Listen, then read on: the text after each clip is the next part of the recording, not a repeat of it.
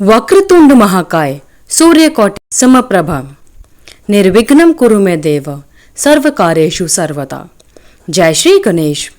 आज बुधवार के दिन भगवान श्री गणेश जी का पूजन किया जाता है। साथ ही बुधवार के दिन बुधदेव यानी भगवान श्री गणेश जी को समर्पित व्रत किया जाता है। भगवान गणेश सभी देवी देवताओं में सबसे पहले पूजे जाने वाले देवता हैं और भगवान श्री गणेश जी को विघ्नहर्ता कहा जाता है।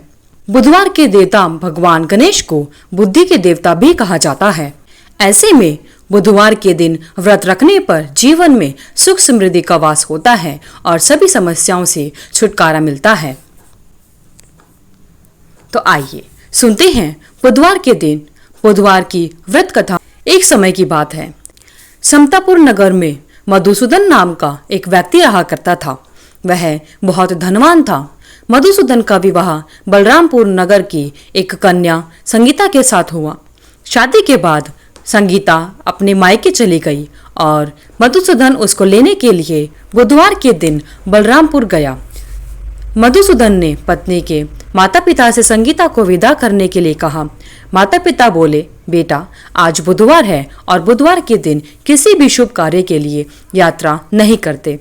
लेकिन मधुसूदन नहीं माना और वह अपनी जिद पर अड़ा रहा। उसने ऐसी शुभ और अशुभ बातें मानने से इनकार कर दिया और मधुसूदन अपने ससुराल से संगीता को लेकर निकल पड़ा। दोनों ने बैलगाड़ी से यात्रा प्रारंभ की। कुछ दूर की यात्रा के बाद उनकी गाड़ी का एक पहिया टूट गया। वहां से दोनों ने पैदल ही यात्रा शुरू की।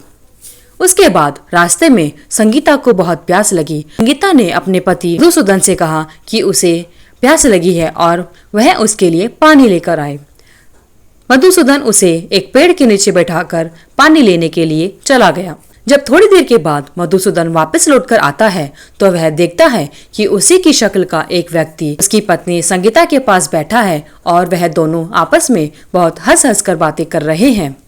तो वह बुरी तरह से हैरान उठा क्योंकि उसकी पत्नी के पास उसी की शक्ल सूरत का दूसरा व्यक्ति था। उसके बाद जब संगीता ने मधुसूदन को देखा तो संगीता भी बहुत हैरान रह गई। वह दोनों में कोई अंतर नहीं कर पा रही थी क्योंकि दोनों की शक्ल सूरत एक जैसी ही थी।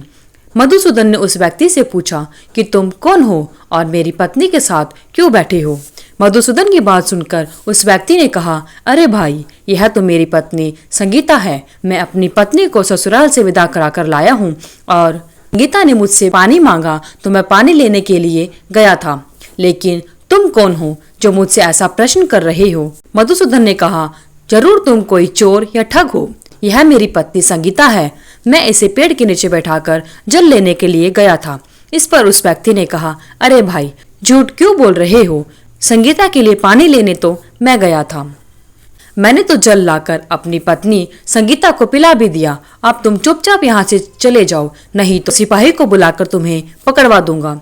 दोनों एक दूसरे से लड़ने लगे। उन्हें लड़ते देखकर गांव के बहुत से लोग इकट्ठा हो गए और नगर के कुछ सिपाही भी वहां पर आ गए। उनका झगड़ा सिपाहियों से भी नहीं सुलझा तो सिपाही उन दोनों को पकड़कर राजा के पास लेकर गए और राजा के पास जाकर सिपाहियों ने सारी बातें राजा को बता दी। उसके बाद राजा भी कोई निर्णय नहीं ले पा रहा था। राजा ने संगीता से पूछा कि तुम ही बताओ कि तुम्हारा असली पति कौन है। संगीता भी उन दोनों में से अपने असली पति को नहीं पहचान पा रही थी। तब उसके बाद राजा कहता है, मैं तुम दोनों को कारागार में डाल दूंगा, नहीं तो तुम बता दो कि तुम में से असली मधुसूदन कौन है। राजा के फैसले पर असली मधुसूदन भयभीत हो गया। तभी आकाशवाणी होती है कि हे मधुसूदन, तूने संगीता के माता पिता की बात नहीं मानी और बुधवार के दिन अपने ससुराल से संगीता को विदा कराकर लाए। यह सब भगवान बुधदेव के प्रकोप से हो रहा है। मधुसूदन ने भगवान बुधदेव से प्रार्थना की कि हे भगवान बुधदेव, मुझे क्षमा करो, मुझसे बहुत बड़ी गलती हुई है। भविष्य में अब मैं कभी भी बुधवार के दिन किसी भी शुभ कार्य के लिए यात्रा नहीं करूंगा और सदैव बुधवार को आपका व्रत किया करूंगा। मधुसूदन की प्रार्थना करने से भगवान बुधदेव ने उसे माफ कर दिया और तभी दूसरा व्यक्ति राजा के सामने से गायब हो गया। राजा और दूसरे लोग इस चमत्कार को देखकर हैरान रह गए। भगवान बुद्धदेव की इस अनुकंपा से राजा ने मधुसूदन और उसकी पत्नी को सम्मान पूर्वक विदा किया। राजा के महल से निकले तब कुछ दूर चलने पर रास्ते में उन्हें बैलगाड़ी मिल गई। बैलगाड़ी का टूटा पहिया भी जुड़ा हुआ था। दोनों उसमें बैठकर समतापुर की ओर चल दिए। मधुसूदन और उसकी पत्नी संगीता दोनों बुधवार को व्रत करते हुए आनंद पूर्वक जीवन यापन करने लगे। इस तरह भगवान बुद्धदेव की कृपा से उनके यहाँ खुशियां बरसने लगी। इस तरह से जो भी स्त्री या पुरुष विधिवत बुधवार के दिन भगवान बुद्धदेव भगवान श्री गणेश जी का व्रत करता है और व्रत करने के साथ साथ भगवान बुद्धदेव की व्रत कथा को सुनता है तो उसके सभी कष्ट दूर हो जाते हैं। भगवान श्री गणेश या बुद्धदेव की आप सभी पर कृपा बनी रहे। धन्यवाद।